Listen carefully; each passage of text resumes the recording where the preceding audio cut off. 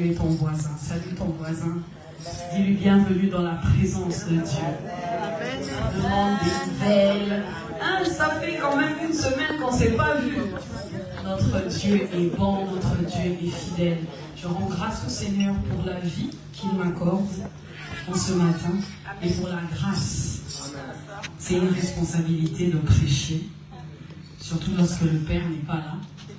Il nous regarde et il s'attend à ce qu'on puisse donner le meilleur. Amen. Merci à lui, merci à l'apôtre Novi pour la confiance renouvelée. Merci au pasteur présent. Il faut honorer les onctions, c'est très important. Alors, nous allons commencer aujourd'hui. Je stresse un peu parce que le message est lourd. Je crois que Dieu va parler à son peuple. Donc, depuis le début de cette année, depuis d'ailleurs l'année dernière, en fin décembre, début décembre, on a commencé à parler de Daniel. Vous vous souvenez, notre passage, Daniel 10. Et nous avons longuement parlé de Daniel, nous avons parlé du combat spirituel. Et j'aimerais relever 3 vérités par rapport au combat spirituel que nous avons vu pendant tous ces enseignements, qui sont importants pour moi pour ce message de ce matin. La première vérité, c'est que dans un combat spirituel, il y a toujours 2 camps. Dans un combat spirituel, il y a le royaume de Dieu et il y a le diable avec ses démons. Et chaque camp cherche à défendre ses intérêts. Il faut savoir que chaque camp veut défendre ses intérêts. Autant le diable veut ramener beaucoup de gens avec lui, autant le royaume de Dieu, Dieu veut que les enfants l'acceptent pour venir avec lui. Et on le voit dans Daniel 10, 13. Daniel 10, 13, la Bible dit: le chef du royaume de Perse m'a résisté 21 jours. Mais voici Michael, l'un des principaux chefs, est venu à mon secours. Et je suis demeuré là auprès du roi de Perse. Ici, on voit l'ange Gabriel qui parle. Il dit que le chef de Perse m'a résisté. C'était un combat entre 2 camps. Un combat entre 2 camps. Et c'est très important de savoir que nous sommes dans un combat entre 2 camps. La question est de savoir, tu es dans quel camp? Ça, c'est la première question. Apocalypse 12, 7 nous dit ça aussi. Et il eut guerre dans le ciel. Michel et ses anges combattirent contre le dragon. Et le dragon et ses anges combattirent aussi. Ici, on voit encore cette même vérité. C'est qu'il y a 2 camps. Soit tu appartiens au diable, soit tu appartiens à Dieu. Et dans la réalité de la vie, c'est aussi comme ça. C'est que soit tu appartiens au diable, soit tu appartiens à Dieu. Dieu dit qu'il va vomir ceux qui sont ni chaud ni froid. Soit tu es chaud, soit tu es froid. Et dans le combat spirituel, c'est la même chose. C'est cette identité-là que tu as. Soit tu es enfant de Dieu, soit tu appartiens au diable. La deuxième vérité, c'est que le diable a déjà été vaincu. Apocalypse 12, 8. Apocalypse 12, 8. Mais ils ne furent pas le plus fort, et leur place ne fut plus trouvée dans le ciel. Et il fit précipiter le grand dragon, le serpent ancien, appelé le diable et Satan, celui qui séduit toute la terre. Il fut précipité sur la terre, et ses anges furent précipités avec lui. Le diable a déjà été vaincu. Le diable a déjà été précipité. Et ça, c'est une vérité. Donc, lorsque tu es dans le combat spirituel, tu dois savoir que celui que tu es en train de combattre a déjà été vaincu. Amen. Celui que tu combats a déjà été vaincu. Amen. Pas parce que toi, tu fais quelque chose, mais parce que depuis longtemps, il a déjà été vaincu. Amen. La troisième vérité, c'est que, étant donné qu'il a déjà été vaincu et qu'il a perdu la bataille, le diable fait tout pour entraîner beaucoup de gens avec lui. Il fait tout pour entraîner beaucoup de gens avec lui. Apocalypse 12, 12 nous le dit.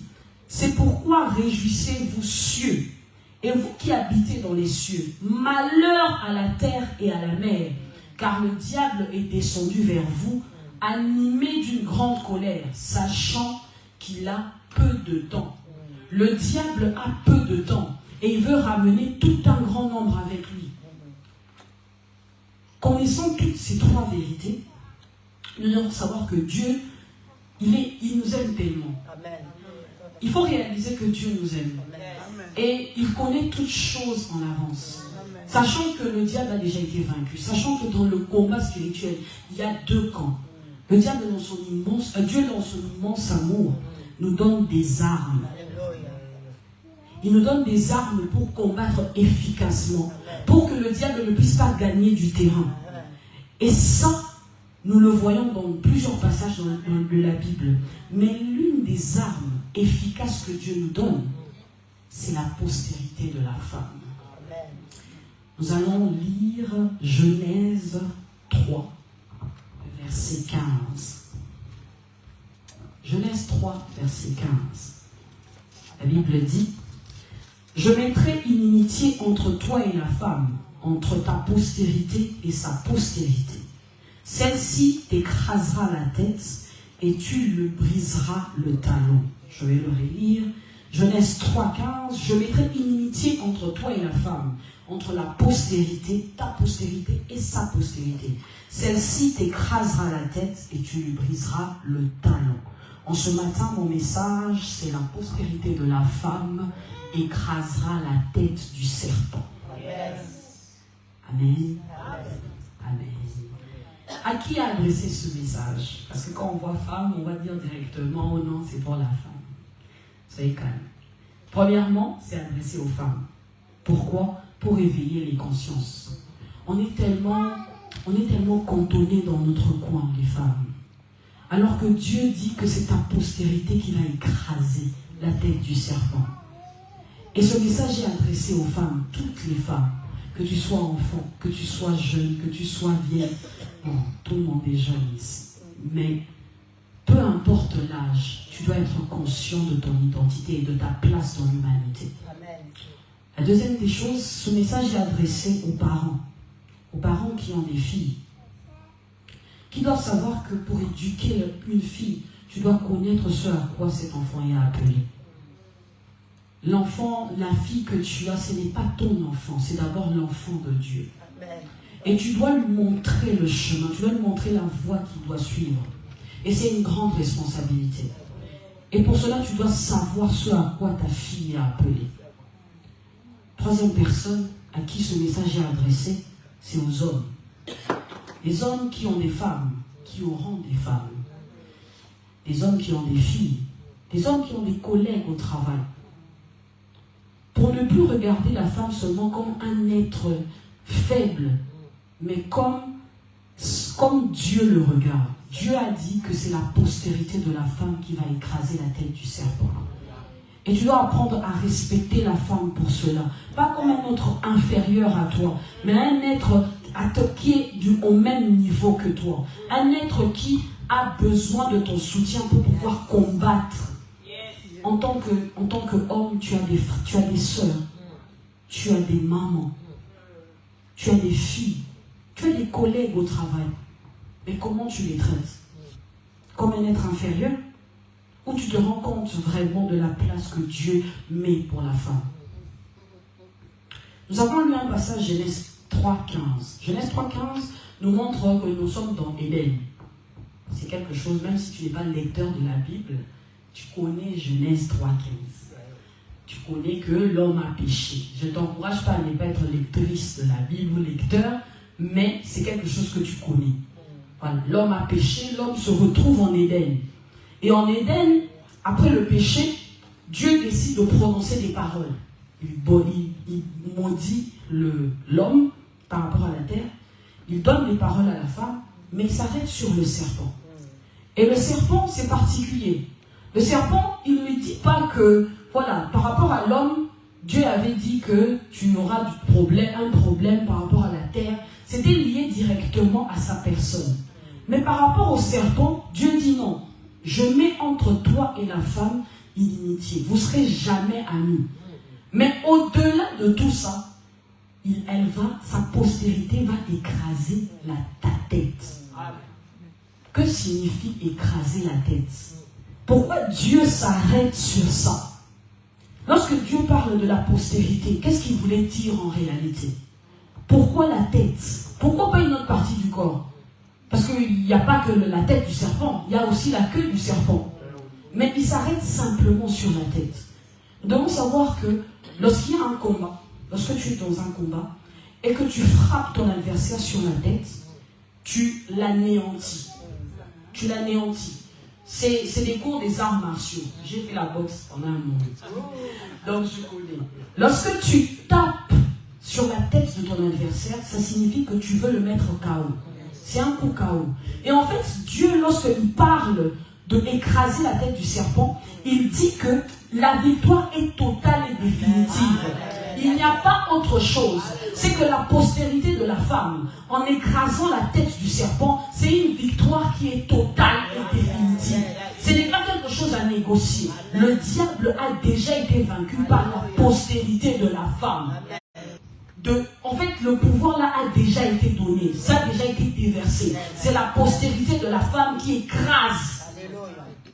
Et lorsqu'on parle de la postérité de la femme, on parle de deux choses. Dieu, il prophétise déjà sur la venue de Jésus. La postérité de la femme à la croix a écrasé l'ennemi, une fois pour toutes. Et deuxièmement, il parle de l'Église. Christ écrase, mais il donne son autorité à l'Église. Et l'Église aussi écrase la tête du serpent. Et tu es l'Église de Christ. Tu es l'Église de Christ. Ce n'est pas ce bâtiment, c'est toi. En acceptant Jésus comme Seigneur et Sauveur, tu écrases, tu deviens l'Église. Ton corps devient l'Église. Et donc tu écrases la postérité de tous les serpents. Tu écrases sa tête, tu écrases le diable. Et donc quand on voit cela, on voit que Dieu a toujours placé la femme au centre comme actrice principale dans l'histoire de l'humanité. Parce que c'est la femme qui porte en elle la postérité. C'est elle qui doit céder. Et c'est ça en fait. C'est que la femme a une place importante. Elle est précieuse aux yeux de Dieu et elle est précieuse pour l'humanité.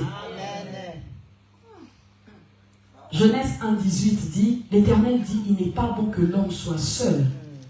Je lui ferai une aide semblable à lui. Le problème, c'est qu'on se limite souvent à cette particularité de la femme. C'est que Dieu l'a faite pour être aide semblable. Oui, en effet, elle est aide semblable. Mais c'est elle aussi dont la postérité va écraser le diable. Et c'est là où souvent les gens fautent. Les gens prennent la femme pour, voilà, n'importe qui. La femme aujourd'hui est devenue un instrument de divertissement. Elle est devenue un sujet faible. Mais pourquoi cela? Vous ne posez pas la question pourquoi c'est souvent la femme qu'on expose. C'est parce qu'elle est très importante pour Dieu. Et le diable sait que quand il combat la femme, il combat tout ce qui vient après. Il combat tout ce qui vient après. Et en tant que femme, tu dois être conscient de ton identité. Amen. Tu dois être conscient de la place que tu as aux yeux de Dieu. Tu dois être conscient. Les hommes, vous devez être conscients que Dieu nous a donné une mission. Une femme ne se lève pas juste, elle ne vient pas sur terre juste pour faire joli, juste pour se promener, être dans les clips à demi vêtue, avec des vêtements comme des feuilles de figuier. Non. C'est pas ça le travail de la femme. La femme a été créée pour un but. Dieu fait toutes choses pour un but. Et tu dois être conscient de cela. Dieu ne fait pas dans le gaspillage. Sinon, il aurait laissé l'homme juste sur la terre. Mais il fait toutes choses pour un but. Et c'est pour cela que le diable combat. Je vous ai dit que dans un combat, il y a toujours deux camps. Et le diable fera tout pour que la postérité de la femme ne puisse pas hériter. Alors ce matin, j'aimerais parler de 4 combats, 4 domaines de la vie que le diable combat. Amen. Énormément dans la vie d'une femme, mais aussi dans la vie des hommes. Et je vais partir du passage de Apocalypse 12. Je vais le lire, Apocalypse 12. C'est une longue lecture, mais c'est important. Apocalypse 12, à partir du verset 1. Un grand signe parut dans le ciel, une femme enveloppée du soleil, la lune sous ses pieds, et une couronne de 12 étoiles sur sa tête. Excusez-moi. Elle était enceinte et elle criait, étant en travail et dans les douleurs de l'enfantement. Un autre signe parut encore dans le ciel, et voici, c'était un grand dragon rouge, ayant 7 têtes et 10 cornes, et sur ces têtes 7 diadèmes. Sa queue entraînait le tiers des étoiles du ciel et les jetait sur la terre. Le dragon se tint devant la femme qui allait enfanter, afin de dévorer son enfant lorsqu'elle aurait enfanté. Elle enfanta un fils qui doit paître toutes les nations avec une verge de fer. Et son enfant fut enlevé vers Dieu et vers son trône. Et la femme s'enfuit dans le désert, où elle avait un lieu préparé par Dieu, afin qu'elle y fût nourrie pendant 1260 jours. Et il y eut guerre dans le ciel. Michel et ses anges combattirent contre le dragon. Et le dragon et ses anges combattirent. Verset 8. Mais ils ne furent pas les plus forts, et leur place ne fut plus trouvée dans le ciel. Et il fut précipité, le grand dragon, le serpent ancien, appelé le diable et Satan, celui qui séduit toute la terre. Il fut précipité sur la terre, et ses anges furent précipités avec lui. Verset 10.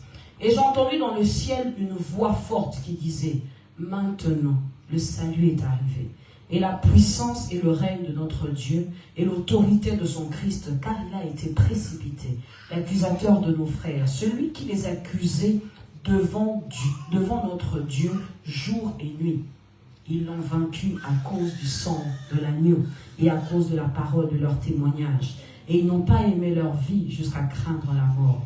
C'est pourquoi, réjouissez-vous, cieux, et vous qui habitez dans les ciels, malheur à la terre et à la mer, car le diable est descendu vers vous, animé d'une grande colère, sachant qu'il a peu de temps. Amen. Nous voyons Jean qui a une vision. Jean, l'Apocalypse a été écrit par Jean. C'est la révélation que Dieu lui donne. Il voit plusieurs choses. Mais là, dans le verset 12, il voit une femme. Il voit une femme qui était enceinte, qui était en travail. Mais cette femme a une particularité. On dit qu'elle était une femme enveloppée du soleil, dans le verset 1. La lune sous ses pieds et une couronne de 12 étoiles sur sa tête. Et on voit que le dragon cherche en fait à détruire la femme. Et l'un des premiers domaines qu'on voit que le dragon cherche à détruire, c'est l'identité. Le premier domaine que le diable cherche à détruire, c'est l'identité. Surtout l'identité de la femme. Dans la pensée de Dieu, Dieu veut que la femme soit rayonnante. Pour preuve, il dit une femme enveloppée de soleil. Vous connaissez le soleil, vous savez comment le soleil brille. La lune sous ses pieds, ça signifie qu'il y avait encore de la lumière. Et puis une couronne de 12 étoiles sur sa tête. Vous devez savoir que le chiffre 12, c'est la perfection dans la Bible. Vous voyez, 12 tribus d'Israël, 12, voilà. Lorsqu'on parle de 12, c'est vraiment la perfection selon Dieu. Et donc, dans la pensée de Dieu, c'est que la femme soit rayonnante, que la femme soit une battante, que la femme puisse se lever et être droite. Mais le diable combat son identité. Le diable combat son identité. Le soleil ici représente la journée, représente le matin. Il représente Christ. L'identité d'une femme, c'est en Christ. On parle de Christ en tant que l'étoile du matin. On parle du soleil. C'est Christ. Et ton identité en tant que femme, ton identité en tant qu'enfant de Dieu, c'est que tu sois en Christ. Tu dois être en Christ. Et c'est ça la véritable identité. Combien de fois les femmes, nous n'aimons pas entendre parler des choses de Dieu. C'est vrai que dans une partie de la terre, c'est les femmes qui prient beaucoup. Mais il y a aussi dans une autre partie de la terre, c'est la femme qui fait beaucoup de dégâts. Beaucoup de dégâts. Ton identité. Où est partie ton identité? Lorsqu'on parle de la lune reflète la lumière pendant la nuit. C'est un symbole d'espoir dans la nuit, dans la confusion. Femme, tu es un symbole d'espoir. Tu es un symbole d'espoir. Dans cet environnement où tout va mal, dans ce monde où tout va mal, la femme, tu es un symbole d'espoir. Tu es un symbole d'espoir et tu dois le savoir. Tu dois le savoir. Les étoiles sont des anges qui nous donnent des signes pour nous aider à reconnaître les temps et les époques. Vous devez savoir que dans la Bible, le péché est entré par une femme et le salut est entré aussi par une femme. Et aujourd'hui, on parle de la période avant Jésus et après Jésus dans l'histoire. Donc même l'histoire reconnaît que la postérité de la femme est un signe qui marque les époques. Il y a la séparation de l'histoire, c'est avant et après. Après quoi? La naissance de Jésus. Alors femme, tu dois être conscient de cela. Tu dois être conscient que en toi, tu es capable de faire sortir quelque chose qui va marquer l'histoire, qui va marquer les époques. Et on voit comment le dragon ici, il vient avec sa queue pour balayer les étoiles, pour dévorer les trésors cachés. Et c'est ce que le diable fait. Le diable vient dans ta vie pour dévorer, pour enlever, pour prendre tout ce qui est enfoui en toi, toutes les grâces qui sont enfouies en toi. Et tous les combats que tu as sur ton identité, c'est ça. Le but, c'est d'enlever, de prendre, de te faire oublier qui tu es et quelle est ta mission. Combien de femmes sont dépressives? Combien de fois des femmes doutent d'elles-mêmes? Combien de femmes ont des problèmes? Aujourd'hui, tu es bien, demain, tu n'es pas bien. Pourquoi? Parce que tu ne connais pas ton identité. La question de te poser en ce matin, c'est qui tu es réellement? Est-ce que tu es simplement cette femme faible-là dont parle tout le monde? Est-ce que tu es seulement celle qui doit rester à la cuisine? La place de la femme, c'est... Ah, vous connaissez. Ça a fait le buzz. Mais c'est triste. Est-ce que c'est réellement ça que Dieu avait pensé? Femme, tu n'es pas ce que la société dit de toi. Le pire, c'est que même dans l'église, on pense pareil. Il y a un courant qui dit que les femmes ne doivent pas prêcher. Je suis désolée pour les hommes qui me regardent en ligne. Nous ici, on croit au ministère de la femme. On croit au ministère de la femme. Et c'est biblique. C'est biblique. Le problème, c'est que vous aimez prendre une particularité pour généraliser tout. La Bible a été écrite dans un contexte bien précis. Et la parole de Dieu n'est pas venue pour abolir ce contexte-là. La parole de Dieu vient pour imposer une vérité. Et c'est comme ça que dans cette vérité-là, dans Galates 3, 26 à 29, la Bible dit, « Car vous êtes tous fils de Dieu par la foi en Jésus-Christ. Vous tous qui avez été baptisés en Christ, vous avez revêtu Christ. Il n'y a plus ni juif, ni grec, il n'y a plus ni esclave, ni libre. Il n'y a plus ni homme, ni femme. Car tous, vous êtes en Jésus, un en Jésus. Et si vous êtes à Christ, vous êtes donc la postérité d'Abraham, héritier selon la promesse. Tu es la postérité d'Abraham. Il n'y a plus en Christ, il n'y a plus ni homme ni femme. Donc en ce matin, je peux me lever et je peux prêcher parce qu'il n'y a plus ni homme ni femme en Christ. Et tu es réellement, tu dois savoir qui tu es en Christ. Tu dois savoir qui tu es en Christ. Et si tu n'es pas encore en Christ, je t'en supplie, accepte Jésus. Accepte Jésus. Parce qu'il n'y a pas d'autres identités en dehors de celui-là. Accepte Jésus. Je vous en supplie, soyez réconciliés avec Christ. Soyez réconciliés avec Christ.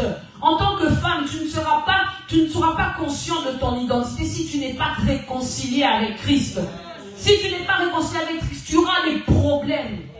Tu auras des problèmes parce que tu ne connais pas ta véritable identité. Tu ne connais pas ta véritable identité. Et ça, c'est un problème. Dans un combat spirituel, je vous ai dit, il y a deux camps. Et si tu ne connais pas ton identité, tu ne sauras pas dans quel camp tu es. Tantôt tu es à droite, tantôt tu es à gauche. Ça ne se passe pas comme ça. Ça ne se passe pas comme ça. Et puis quand le soir, tu auras des démons qui vont te poursuivre, tu vas commencer à prier. Seigneur Jésus, Seigneur, mais laisse Jésus, tu ne lui appartiens pas. Tu ne lui appartiens pas. Mais pourquoi tu l'appelles à l'aide? Tu n'appartiens pas à Christ. Pourquoi tu l'appelles à l'aide? Quand tu pars danser, te pavaner à des endroits bizarres, tu te souviens de qui est Christ? Maintenant là, c'est Jésus. Jésus, s'il te plaît, viens me sauver. Non, il ne va pas te sauver. Que les démons te poursuivent. Qu'ils te poursuivent. Que tu n'aies même pas, en fait, que tu vas même une semaine, tu ne la vie. À certaines personnes, c'est seulement ça. Il faut que le diable vous poursuive pour que vous puissiez revenir à lui, à Jésus. C'est pas normal.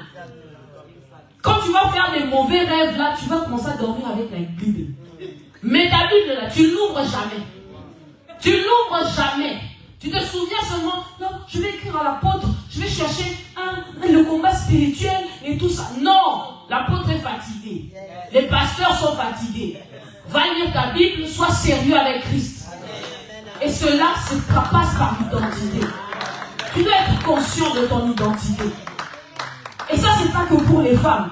C'est aussi pour les hommes. Tu dois être conscient de ton identité. Je ne sais pas pourquoi j'ai envie de parler de ça, mais je vais quand même parler. Les hommes, vous laissez la responsabilité à la femme. On a dit que la femme, sa postérité va écraser la tête. Mais vous, on vous nomme chef. Vous aimez être chef.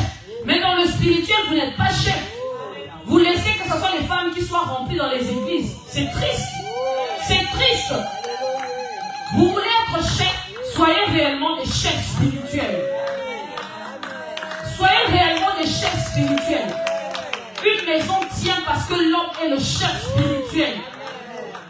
Ce n'est pas la responsabilité de la femme. La responsabilité de la femme, c'est que sa postérité puisse écraser. Son travail, c'est d'être fécond et de enfanter. Mais ta responsabilité en tant qu'homme, c'est de la protéger. C'est de la protéger. Et la première chose, c'est d'être spirituellement fort. Je crois qu'il y a des hommes qui ont besoin d'entendre ça. Le deuxième domaine dans lequel Dieu combat, c'est la fécondité. La Bible dit dans Apocalypse 12, à partir du verset 2, elle était enceinte et elle criait, étant en travail et dans les douleurs de l'enfantement.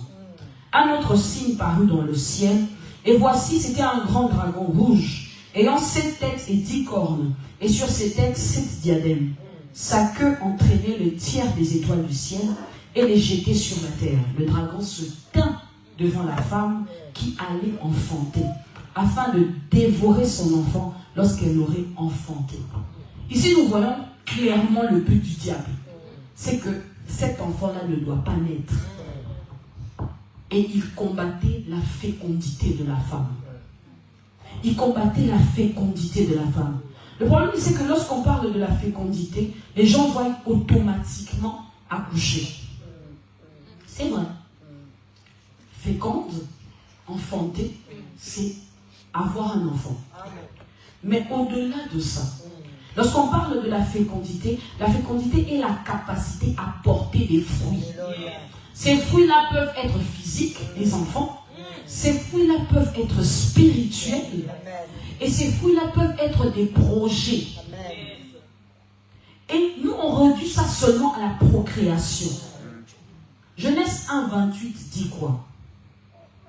Dieu les bénit et Dieu leur dit, soyez féconds, multipliez, remplissez la terre et la sujettissez, et dominez sur les poissons de la mer, sur les oiseaux du ciel et sur tout animal qui se meut. Tout commence par la fécondité.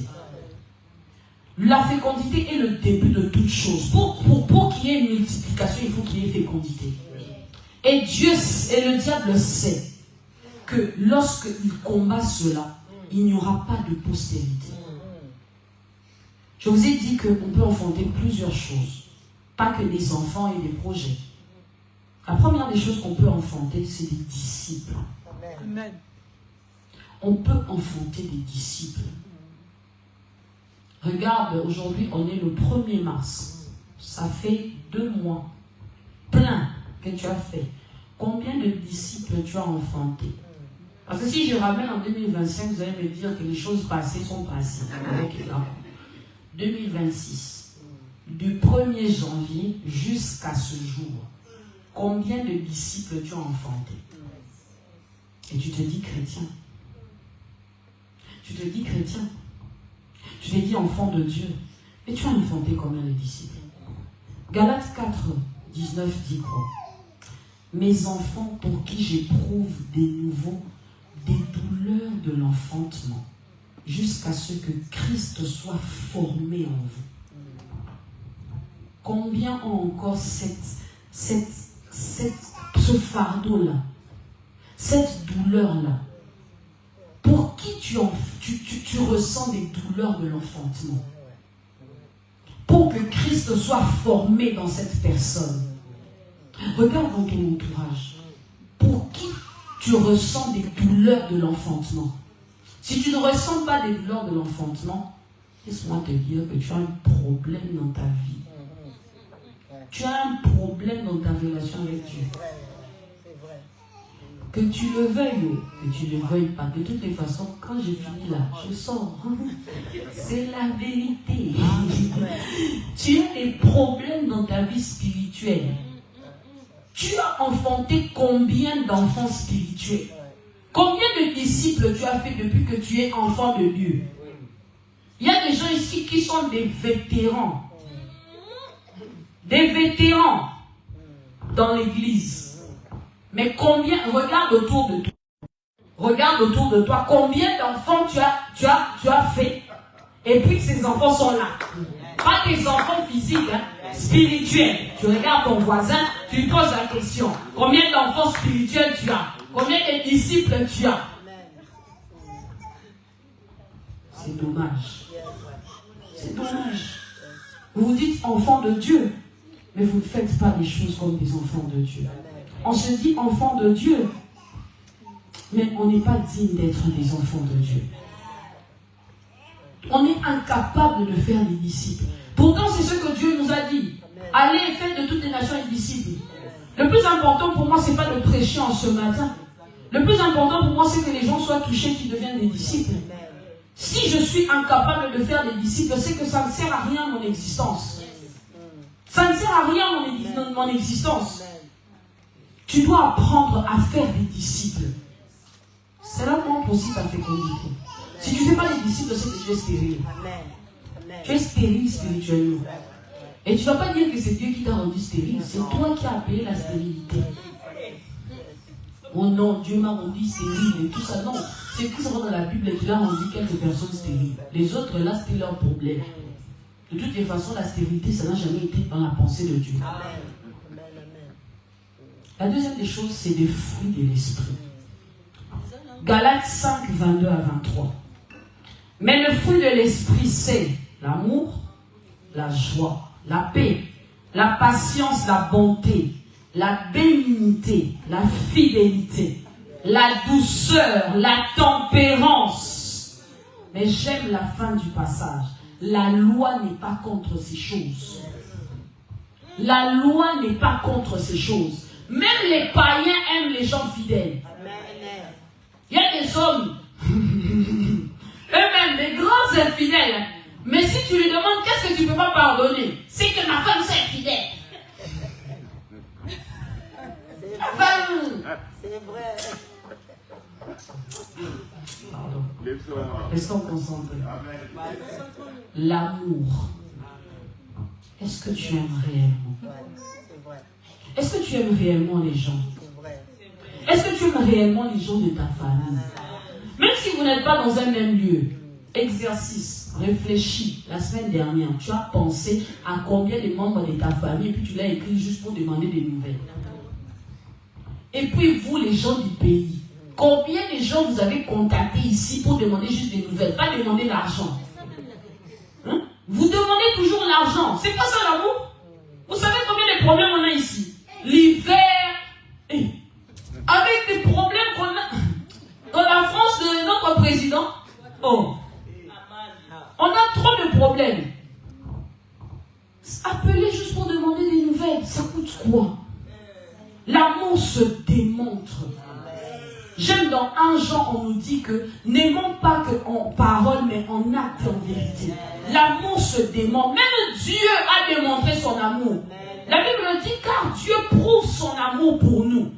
Maintenant, qui es-tu pour ne pas prouver l'amour? La joie.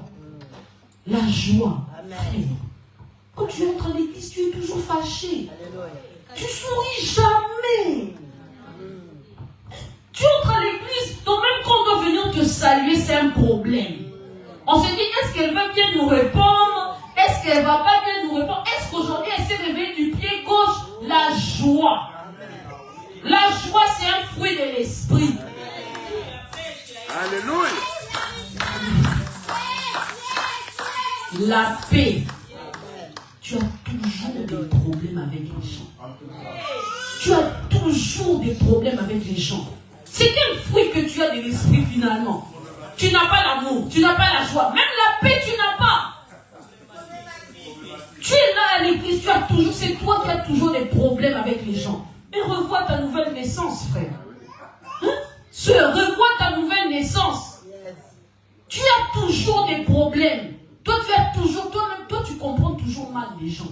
Oh non, la personne m'a mal regardé. Mais si ce jour-là, j'ai regardé là-bas, tu dois penser que je t'ai regardé. Et c'est quoi? La paix. On est dans l'église. Le pire, c'est que c'est dans l'église. Galate a été écrit pour des chrétiens. C'est pas pour des païens. Il parle à des chrétiens. Mais il insiste sur les fruits de l'esprit. Vous aimez les dons, vous aimez non, c'est le Saint-Esprit descend, la puissance. Quelle puissance? Cherche les fruits de l'esprit. La patience. J'aime Colossiens 3. Colossiens 3 dit, supportez-vous les uns les autres. Et si quelqu'un a sujet de se plaindre, pardonnez-vous. C'est ça la patience. La patience, c'est de comprendre que l'autre n'est pas comme moi. Et qu'il faut lui donner du temps pour qu'il puisse évoluer. La patience, c'est être patient envers les promesses que Dieu a mises pour toi. La patience, c'est de savoir que cette personne ne sait pas faire ça, mais il fera. Mais vous n'êtes pas patient. Vous avez toujours des problèmes. Supportez-vous. Sois patient avec l'autre. Beaucoup de gens divorcent aujourd'hui parce qu'ils ne sont pas patients. Parce que toi, tu te dis que non, moi j'ai compris ça en 2-3 mouvements, donc l'autre aussi doit comprendre. Mais on n'est pas pareil. On n'a pas grandi dans le même environnement. On n'a pas été par les mêmes parents. Peut-être même qu'on n'est même pas de la même nationalité. Déjà, entre nous, les gens de la même nationalité, c'est compliqué. Maintenant, on part encore chercher loin. Mais tu veux que moi, je comprenne les choses comme toi. La patience, c'est où? La bonté, la bénignité, la fidélité. Des personnes loyales. Vous savez que même les païens cherchent des gens fidèles. Fidèle, c'est la loyauté. Vers qui tu es loyal? C'est un problème.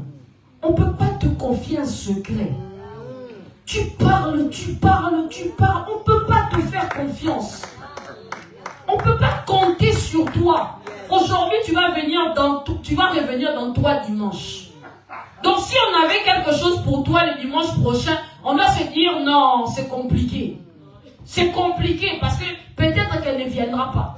Ou peut-être qu'il ne viendra pas. Certainement, il va nous faire sortir une raison. Tu n'es pas une personne fidèle.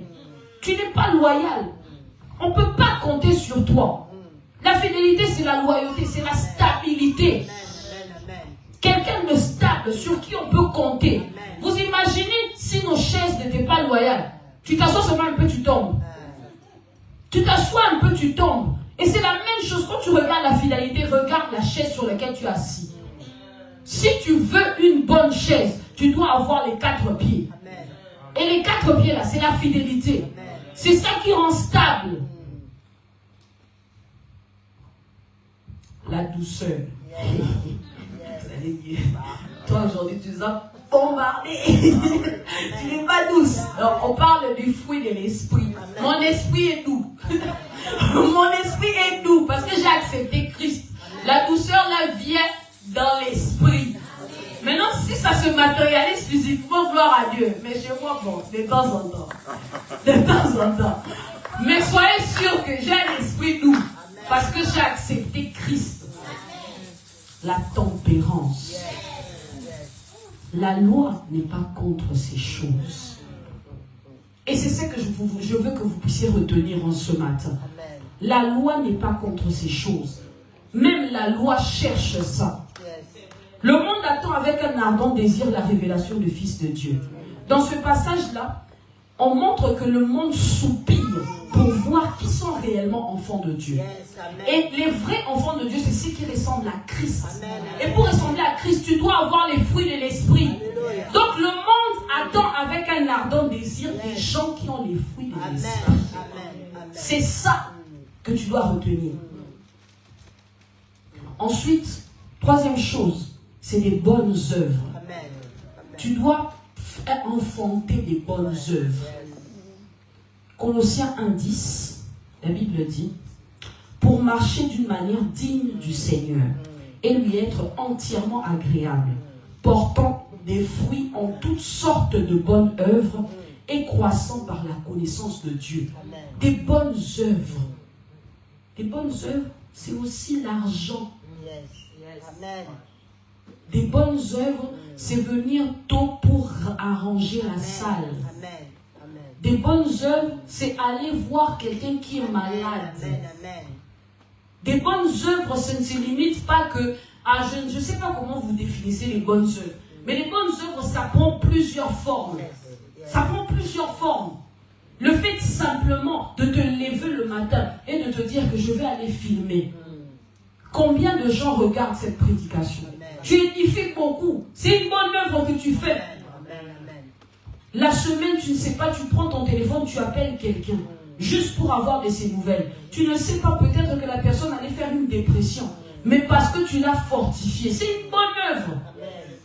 Mais tu ne fais aucune bonne œuvre. L'argent, tu ne donnes pas. Ton temps, tu ne donnes pas. Quoi? Ta présence même, c'est à compter. Finalement, quelles bonnes œuvres? Le sourire là, tu ne donnes pas. Toi, tu es toujours fâché. La paix, tu n'apportes pas. Finalement, bon, dis-moi, quelle bonne œuvre tu fais? La fécondité, c'est aussi ça. La fécondité, l'enfanter. On enfante des projets, on enfante des enfants, on enfante des fruits de l'esprit, on enfante des disciples, on enfante des bonnes œuvres. Et c'est pour cela que le diable s'acharne sur la femme. Le diable s'acharne sur nous. Il s'acharne sur la fécondité. Il veut que tout le monde soit stérile. Mais j'ai une bonne nouvelle. J'ai une très bonne nouvelle. Réjouis-toi stérile. Toi qui n'enfantes plus. Fais éclater ton allégresse et ta joie. Toi qui n'as plus de douleur. Car les fils de la délaissée seront plus nombreux que les fils de celle qui est mariée, dit l'Éternel. Élargis l'espace de ta tente, qu'on déploie les couvertures de ta demeure. Ne retiens pas, allonge tes cordages et affermis tes pieux, car tu te répandras à droite et à gauche. Ta postérité envahira des nations et peuplera des villes désertes. Ne crains pas, car tu ne seras pas confondu. Ne rougis pas, car tu ne seras pas déshonoré. Mais tu oublieras la honte de ta jeunesse. Et tu ne te souviendras plus de l'opprobre de ton veuvage. Car ton Créateur est ton époux. L'Éternel des armées est son nom. Et ton Rédempteur est le Saint d'Israël. Il se nomme Dieu de toute la terre. Ésaïe 54, 1 à 5. Dieu, dans sa pensée, c'est que nous soyons féconds. Que la stérilité ne soit plus dans cette église. Que la stérilité ne soit plus dans ta vie. Je déclare que c'est une saison de fécondité. Je déclare que tu enfantes les projets que Dieu a mis en toi. Je déclare que tu enfantes des disciples. Je déclare que tu enfantes des fruits de l'esprit. Je déclare que tu enfantes de bonnes œuvres que Dieu a préparées pour toi d'avance. Amen. Amen. Troisième domaine dans lequel le diable attaque, c'est la santé. J'ai fait quelques recherches et selon l'INSEE, vous connaissez l'INSEE, on est en France, pardon, et la santé publique, c'est en France, les hommes sont en meilleure santé que les femmes. Il y a 53% d'hommes et 48% des femmes. On remarque que les femmes sont celles qui sont souvent les plus atteintes par des affections chroniques, des troubles mentaux, des cancers de sein et des cancers de poumon. Donc en fait, même les statistiques nous montrent que le diable attaque la santé. Tu sais, lorsque tu n'es pas en bonne santé, tu ne peux rien faire. Lorsque tu n'es pas en bonne santé, tu ne peux pas te lever, tu ne peux pas combattre. Lorsque tu n'es pas en bonne santé, tu ne peux pas protéger et garder. Lorsque tu n'es pas en bonne santé, tu ne peux pas faire tes activités comme il se doit. Et le diable sait ça. Le diable sait que s'il touche à ta santé, tu seras à la maison. Tu ne viendras pas le dimanche. S'il touche à ta santé, tu ne pourras pas te lever pour aller travailler. S'il touche à ta santé, tu ne pourras pas suivre tes enfants comme il se doit. C'est pour cela qu'il attaque ta santé.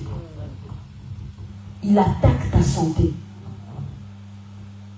Et on voit Job qui a attaqué dans sa santé. Le diable l'avait déjà tout pris. Mais il s'est dit non, ça ce sont des choses physiques. C'est rien. Je vais l'attaquer là où ça fait le plus mal. La santé. J'ai commencé cette année, j'étais malade. J'étais très malade. Je ne me sentais pas bien. Et pour la petite histoire, je suis allée aux urgences. Et le médecin m'a dit, je sens que tu es malade. Mais j'arrive pas à trouver c'est quoi le problème. Et je posais tellement de questions. Et pendant que je me posais tout justement ces questions, je vois dans le programme, 1er mars, tu vas prêcher. J'ai dit, ah Zambalola, je vais prêcher comment? Et puis je vois, non, veiller, tu vas modérer. Je vais modérer comment? Et je vous assure, lorsque j'ai décidé de compter sur le Seigneur, la veillée là, qui s'en souvient? Qui était à la veillée là? C'était pas moi, c'était lui. C'est vrai que le diable combat ta santé. Mais dans sa souveraineté, Dieu veut que tu sois en bonne santé. Et c'est ton partage si tu l'acceptes. C'est ton partage si tu lui demandes et si tu y crois fermement. Je prie que toute forme de maladie en ce lieu disparaisse dans le nom de Jésus. Je maudis tout mal à sa racine dans le nom de Jésus. Aujourd'hui, tu te lèves et tu marches en pleine santé dans le nom de Jésus. Tu es guéri dans le nom de Jésus. Peu importe la maladie, peu importe comment on l'appelle, je l'anéantis et je le maudis dans le nom de Jésus. Tu es en bonne santé et tu fais pleinement ce pourquoi Dieu t'a envoyé sur terre. Le quatrième domaine dans lequel le diable combat beaucoup, on va le lire dans Apocalypse 12, 4.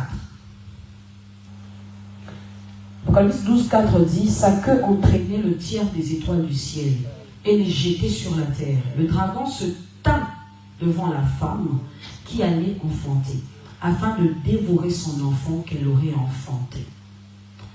Le quatrième domaine, c'est la destinée. Le quatrième domaine que le diable attaque fortement, c'est la destinée. Parce que le but du diable, c'est, n'oublions pas, d'entraîner beaucoup de gens avec lui. Et si tu fais ta destinée, c'est ce que Dieu a prévu que tu fasses. Si tu le fais, lui, il gagne plus du terrain. Et donc, lui, il va tout faire pour attaquer ta destinée. La question est de savoir d'abord, c'est quoi ta destinée? Comment tu peux être enfant de Dieu et tu ne sais pas ce à quoi Dieu t'appelle? L'appel, ce n'est pas que les 5 ministères. De plus, on parle des 5 ministères, mais on parle aussi des dons. Dans les dons, dans Romains 12, on nous parle des gens qui sont appelés, par exemple, à gouverner. C'est un appel. Peut-être que toi, ton appel, c'est de travailler dans la politique. Peut-être que toi, ton appel, c'est de filmer. Peut-être que toi, ton appel, c'est de communiquer dans les réseaux sociaux. Peut-être que toi, ton appel, c'est d'avoir une société, de monter une société. Les 5 ministères, c'est pour les captifs. Maintenant, si tu es aussi captif, parce qu'il y en a beaucoup ici, j'ai une bonne nouvelle pour toi. La bonne nouvelle, c'est que tu es captif. Tu es captif. Et l'autre bonne nouvelle, c'est que Dieu t'avait choisi avant la fondation du monde. La Bible dit qu'il a fait des captifs. Et il est parti avec. Donc, que tu fuis, que tu fuis pas, on est là. Tu seras pasteur, prophète, apôtre, évangéliste, on est là. C'est pas nous, on n'est pas pressé.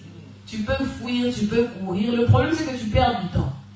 Parce que Dieu, il ne va pas changer sa place. Il t'a déjà choisi. Donc, tu vas courir, tu vas aller et tout ça là. Tu vas revenir. Les 5 ministères sont là. C'est pour l'édification de l'église. Là, on a besoin de beaucoup de pasteurs. On a besoin de beaucoup de pasteurs. On a besoin des évangélistes. Il y a des zones qui sont encore inhabitées, qui ne connaissent pas l'évangile. Donc, si tu es évangéliste, bon. Je ne sais pas pourquoi j'insiste, mais voilà. Tu es évangéliste, tu acceptes. Quand on va te dire de prêcher, ne commence pas à fuir. Oh non, moi je ne prêche pas. Moi je suis appelé, mais pour moi, mon domaine c'est... Tu es appelé. Appelé là, tu vas prêcher. Amen. Amen. Donc à la fin du culte, pose la question à ton voisin, est-ce que tu n'es pas appelé par exemple? Est-ce que tu n'es pas appelé? Il faut qu'il te réponde. Hein? Appelé au ministère ou appelé à être autre chose? N'est-ce pas, Corinne? Amen. Revenons à notre sujet. Pourquoi ici on nous parle du dragon? Il faut savoir que le mot grec qui est dans Apocalypse 12, où on définit le dragon, c'est dracon. Dragon en grec. Dragon en grec est repris dans Ésaïe 27.1. S'il te plaît, Lucas, est-ce que tu peux m'afficher Ésaïe 27.1? Je vais vous faire comprendre quelque chose. Ésaïe 27.1. Et le même terme dracon, la Bible dit, en ce jour l'Éternel frappera de sa dure, grande et forte épée le Léviathan. Le terme dracon qui est dans Apocalypse 12, c'est le même terme qui signifie Léviathan. Et c'est quoi le Léviathan? Le Léviathan, dans le Proche-Orient, c'était un monstre marin. C'est une créature qui personnifie le chaos. En fait, là, la vision que Jean a montre, Dieu voulait lui montrer que le diable veut semer le chaos. Et le chaos, c'est en touchant à la destinée. Il veut tuer toutes sortes de destinées et apporter le chaos. Il est déjà, le dragon, il est particulier, on le décrit, on dit qu'il est rouge, cela signifie qu'il est très énervé. On parle de 7 diadèmes et de 7 têtes. Dans les 7 diadèmes et 7 têtes, c'est une façon de parler de l'intelligence. Une intelligence multiple et une fausse royauté. C'est ce que le diable aime faire. Le diable aime montrer à ses enfants, aux enfants de Dieu, que lui, il est plus intelligent que Dieu. Que lui, il a le pouvoir. La preuve même, c'est que quand il avait, comment on appelle ça? Quand il a tenté Jésus, il l'a emmené, il lui a dit, je te montre tout ça, je vais te donner ça. Et ça appartient à son père. Comment tu peux me montrer ça? Je suis déjà responsable. Je sais déjà que ça appartient à mon père. Mais en fait, le diable prend cette partie-là pour montrer que il a le pouvoir. Mais en fait, c'est un faux pouvoir. Et sa queue, c'est une arme destructrice pour tout balayer. C'est pour apporter le chaos. Le but de Dieu, le but du diable, pardon, c'est de détruire. C'est d'apporter le chaos. On le dit dans Jean. Jean dit quoi? Que son but, c'est de dévorer, de détruire. C'est ça le but du diable. Et il va tout faire pour combattre ta destinée. Il va tout faire pour apporter le chaos dans ta vie. Pour apporter le chaos dans tout ce que tu fais. Alors tu dois te poser la question. Qu'est-ce que Dieu a mis en moi? Qu'est-ce que Dieu veut que je puisse faire? Et tu dois le protéger. Tu dois le protéger dans la prière. Tu dois apprendre à protéger ce que Dieu a mis en toi. Parce que c'est ta destinée. C'est ce à quoi Dieu t'appelle. Et il faut savoir que tous ces 4 domaines que le diable combat, il a déjà été vaincu. Amen. Il a déjà été vaincu. Je l'ai dit au début de mon message. Il a déjà été vaincu. La Bible dit en Apocalypse 12, à partir du verset 9, et il fut précipité, le grand dragon, le serpent ancien appelé le diable et Satan. Ici on parle de quatre manifestations du diable. Mais ce n'est pas ça le but de la prédication. Ça c'est une autre prédication. Mais là on parle de 4 manifestations du diable dans la vie de quelqu'un. Mais ça c'est autre chose. On dit celui qui sévit toute la terre. Il fut précipité sur la terre et ses anges furent précipités avec lui. Et j'ai entendu dans le ciel une voix forte qui disait: maintenant le salut est arrivé, et la puissance et le règne de notre Dieu et l'autorité de son Christ. Car il a été précipité, l'accusateur de nos frères, celui qui les accusait devant notre Dieu jour et nuit. Ils l'ont vaincu à cause du sang de l'agneau. Tu as vaincu parce que Christ est mort à la croix et son sang a été versé. Son sang a été versé. Et donc dans le combat spirituel, tu dois savoir que le sang de Jésus a été versé. Et le sang de Jésus te donne la victoire. Le sang de Jésus t'ouvre la voie. Le sang de Jésus vient en fait te purifier, te sanctifier, te mettre à part pour l'œuvre à laquelle Dieu te destine. Hébreux 9, 14. La Bible dit: combien plus le sang de Christ, qui par un esprit éternel s'est offert lui-même sans tache à Dieu, purifiera-t-il votre conscience des œuvres mortes afin que vous serviez le Dieu vivant? Le sang de Jésus a coulé. Il te donne la victoire, mais c'est pour un but, afin que vous serviez le Dieu vivant. Le sang de Jésus coule, mais c'est pour un but. Il te protège, oui. Il t'aide à vaincre tes ennemis, oui. Mais le but ultime, c'est pour que tu serves Christ. Est-ce que tu sers Dieu? La deuxième des choses, ils l'ont vaincu à cause du sang de l'agneau et à cause de la parole de leur témoignage. La parole de leur témoignage. Est-ce que tu témoignes de Christ?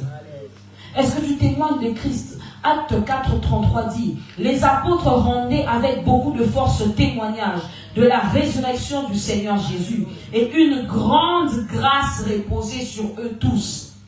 C'est parce que tu témoignes de Jésus que la grâce repose sur toi. Si tu veux vivre facilement la grâce de Dieu, témoigne de Christ. Non seulement ça te permet de gagner dans le terrain, dans le combat spirituel, mais aussi la grâce va reposer sur toi. La grâce va reposer sur toi. Je nous ai dit au début de ce message que ce message était adressé d'abord aux femmes. Et j'ai quelque chose à dire aux femmes. J'aimerais qu'on m'affiche Juge 4, 1 à 9. C'est une longue lecture, mais je ne voulais pas la lire, mais je sens qu'on va la lire. Juge 4.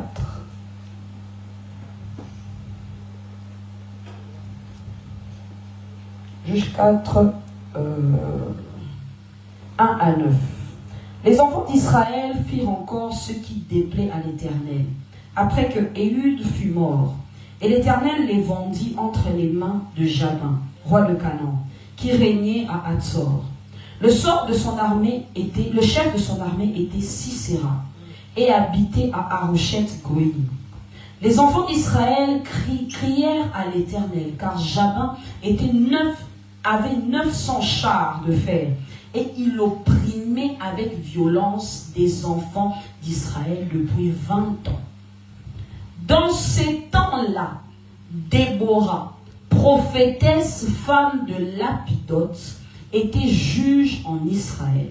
Elle siégeait sous les palmiers de Déborah, entre Rama et Bethel, dans la montagne d'Éphraïm. Et les enfants d'Israël montaient vers elle pour être jugés.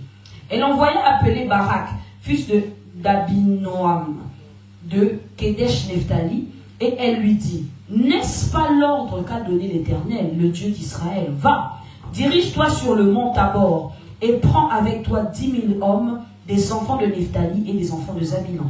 J'attirerai vers toi au torrent de Kizon Sisera, chef de l'armée de Jabin. avec ses chars et ses troubles, et je le livrerai entre ses mains. C'est ce qui m'intéresse. Barak lui dit, si tu viens avec moi, j'irai, mais si tu ne viens pas avec moi, je n'irai pas. Elle répondit, j'irai bien avec toi, mais tu n'auras point de gloire sur la voie où tu marches, car l'Éternel livrera Sisera entre les mains d'une femme. Et Déborah se leva et se rendit avec Barak à Kédesh. J'aimerais dire aux femmes que tu es précieuse aux yeux de Dieu. Que Dieu a un grand projet pour toi. Et tout en sachant que Dieu a un grand projet pour toi, tu dois faire comme Déborah. C'est-à-dire que tu dois te lever. Tu dois te lever car le diable a déjà été vaincu. Et que ta postérité, c'est celle qui va combattre comme Déborah, qui s'est levée, alors qu'elle était dans un contexte d'oppression. On a dit que Sisera oppressé pendant 20 ans. Mais dans ce contexte-là, Déborah décide de se lever. Mais pourquoi elle se lève? Premièrement, parce qu'elle sait que Dieu est avec elle. Dieu est avec elle. C'est ce que Déborah dit à Barak. Barak même lui-même reconnaît que Dieu est avec toi. Et donc je ne vais pas aller dans ce combat si toi tu ne viens pas. Et la deuxième des choses, c'est que Dieu a livré Sisera entre les mains d'une femme. Entre les mains d'une femme. Et le diable a été livré. Le diable a été vaincu entre la postérité de la femme. Amen. Que le Seigneur nous bénisse. Que le Seigneur nous bénisse.